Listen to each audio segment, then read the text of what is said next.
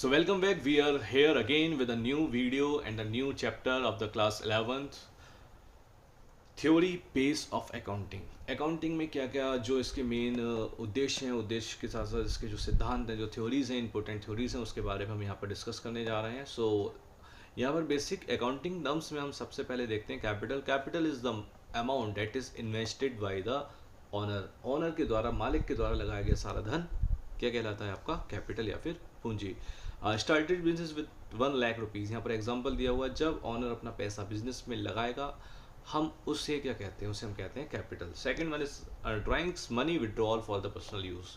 निजी उपयोग के लिए जो भी पैसा जो बिजनेसमैन है वो अपने पर्सनल यूज़ के लिए जो भी पैसा बिजनेस में से निकालता है, that is earn. And next one is, अगर ऑनर बिजनेस से पहले बिजनेस से अपने पर्सनल काम के लिए पैसा निकालता है तो उस पैसे को हम बोलते हैं ड्राइंग्स।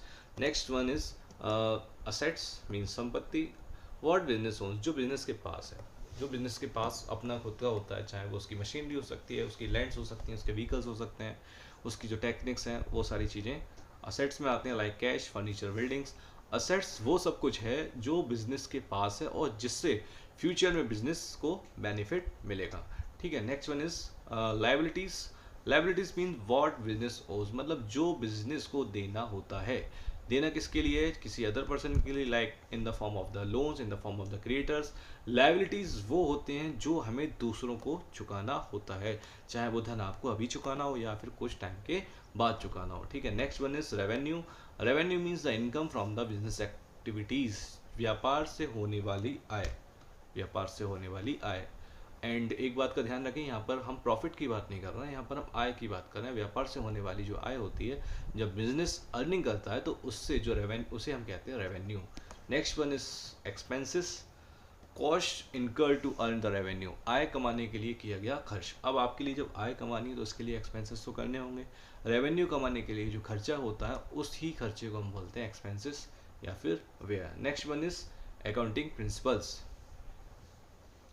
अकाउंटिंग प्रिंसिपल्स में सबसे हम पहले देखते हैं business entity concept. Business entity concept means जो बिजनेस है उसमें जो बिजनेसमैन है वो अलग है, वो पर्सन अलग है, बिजनेस का ओनर अलग होता है और जो बिजनेस होता है वो अलग होता है। यहाँ पर बिजनेस एंटिटी कॉन्सेप्ट का मतलब होता है कि हम व्यापारी को या फिर हम मालिक के लिए उसके व्यापार से अलग मानते हैं, दोनों को एक नहीं माना जाता। बिजनेस और ओनर एक नहीं होते, दोनों अलग अलग होते हैं, दोनों की एंटिटी, दोनों की पहचान अपनी अलग होती है। For example, owners invest 50,000 treated as a liability for the business. मतलब जब ऑनर ने 50,000 रुपया इन्वेस्ट किया है बिजनेस में तो ये बिजनेस की क्या बन गई? लायबिलिटी की। एक समय के बाद बिजनेस के लिए वो 50,000 रुपया वापस उस ऑनर के लिए ट्रांसफ़र करना होगा। Second one is money measurement concept, यानी कि मुद्रा मापन सिद्धांत, कि जो भी ट्रांजेक्शन्स आप अकाउंटेंसी में करते हैं, अकाउंटिंग में करते हैं, वो सारे ट्रांजेक्शन्स किस में होने चाहिए? वो रिकॉर्डेड होने चाहिए मॉनेटरी सिस्टम में। मॉनेटरी केवल पैसे से जुड़े लेन देन ही यहाँ पर देखने को मिलते हैं।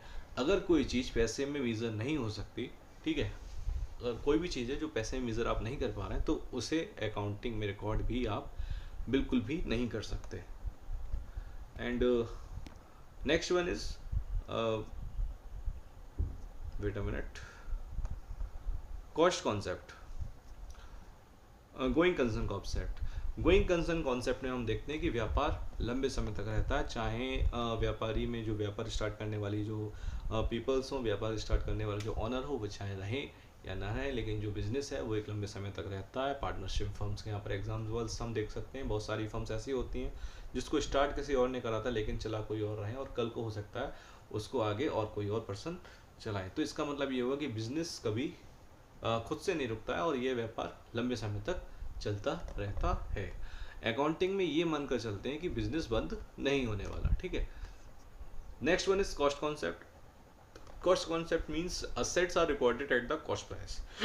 किसी भी चीज़ की जो भी असेट्स है, किसी भी संपत्ति के मूल्य को खरीद मूल्य पर ही रिकॉर्ड किया जाता है। संपत्ति को उसके खरीद मूल्य पर रिकॉर्ड किया जाता है कि उसका जब हम परचेस, जो उसका कॉस्ट प्राइस था उसको हम इंक्लूड करते हैं। असेट्स का वैल्यू मार्केट प्राइस से नहीं होता बल्कि परचेज प्राइस से रिकॉर्ड होता है। हमें इससे मतलब नहीं होता है कि उसको उसका मार्केट में क्या प्राइस है, लेकिन हमें इससे जो हमें टारगेट करना होता है कि उसका क्या परचेज प्राइस रहा है। And then the next concept is dual aspect concept, द्विपक्षीय सिद्धांत। Every transaction has the two phases, हर एक ट्रांजेक्शन्स के दो फेसेस होते हैं और उन दो फेसेस में एक फेस को हम बोलते हैं debit side and second face is known as the credit side. एक क्रेडिटर्स और एक डेबिटर्स, ठीक है, एक debit side and credit side. Credit word comes in, debit word goes out. इस तरीके के जो कॉन्सेप्ट हैं वो आप जनरल एंट्रीज बनाते समय और भी समझेंगे। अकाउंटिंग इक्वेशन जैसे कि हमने पहले डिस्कस किया था, assets equal to capital and liabilities plus liabilities. ये क्वेश्चंस हमें बताता है कि बिजनेस का बैलेंस कैसे मेंटेन होता है। अकाउंटिंग पीरियड कॉन्सेप्ट, लेखांकन अवधि सिद्धांत। लेखांकन एक निश्चित समय के लिए किया जाता है। Okay, so accounts are prepared for a fix period. Fix period आपका एक मंथ भी हो सकता है, 6 महीने भी हो सकता है, या फिर मैक्सिमम 1 साल भी हो सकता है, या फिर इससे ज़्यादा भी फिक्स पीरियड को माना जा सकता है। हम अकाउंट्स को एक फिक्स पीरियड टाइम जैसे ईयर के लिए बनाते हैं। Next is matching concept. Matching concept means expenses are matched with the revenue. आपके जो खर्चे हैं, खर्च को आय के साथ मिलाया जाता है, ठीक है, इन दोनों को सेपरेट नहीं लिखा जाता, दोनों को साथ में मिलाया जाता है।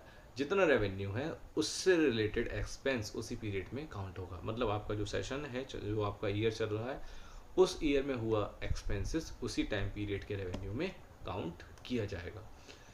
कंजर्वेटिव कॉन्सेप्ट मीन्स सतर्कता का सिद्धांत। लाभ को बड़ा चढ़ाकर कभी भी नहीं दिखाना। आप यहाँ पर एस्टिमेट नहीं लगा सकते, आप यहाँ पर एजम्पशंस नहीं लगा सकते। प्रॉफिट कम दिखाना चाहे चलेगा, लेकिन आप प्रॉफिट को कभी भी उससे ज़्यादा नहीं दिखा सकते। लाभ को कभी भी बड़ा चढ़ाकर नहीं दिखाया जा सकता। So this was some points related to the second chapter of the class 11th and I hope कि आपको ये सारे points कुछ ना कुछ हेल्पफुल ज़रूर रहेंगे आपकी क्लासेस में। और यहाँ पर हमने जो थ्योरी यहाँ पर अकाउंटिंग की है, इसको बहुत ही हमने पॉइंट टू पॉइंट डिस्कस किया है और विद इन 5-6-10 मिनट्स में हमने इस पूरे थ्योरीज को डिस्कस किया है। अगर आपको होप सो इसमें वीडियोस में काफ़ी चीज़ें आपको समझ में आई होंगी। So thanks for watching the full video. Thank you so much. Take care, bye bye, take care.